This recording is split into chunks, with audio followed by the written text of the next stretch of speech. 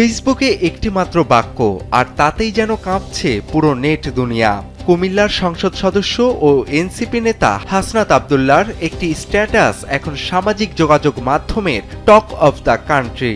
শুক্রবার দুপুরে হাসনাত আব্দুল্লাহ তার ভেরিফাইড পেজে লেখেন, এখন শুধু এটুকুই বলার বাকি, আমাদের হাসিনা ব্যবস্থা সবকিছুই দরকার, শুধু হাসিনা ছাড়া। পোস্টটি হওয়া মাত্রই তা ভাইরাল হয়ে যায়। স্যান্ডেলিনা সো, রূপচর্চায় আভিজাত্য। মাত্র কয়েক ঘন্টায় 2,50,000-এর বেশি রিয়াকশন এবং হাজার হাজার মানুষ শেয়ার করে পোস্টটি। কমেন্ট বক্সে বইছে মন্তব্যের ঝড়। কেউ এটিকে বর্তমান সময়ের সবচেয়ে সাহসী রাজনৈতিক বিশ্লেষণ বলছেন, কেউ বা দেখছেন এক নতুন সমীকরণের ইঙ্গিত হিসেবে। বিশেষ করে ফেসবুক ও ইউটিউবের নিউজ পোর্টালগুলোতে এই স্ট্যাটাস নিয়ে শুরু হয়েছে চুলচেরা বিশ্লেষণ।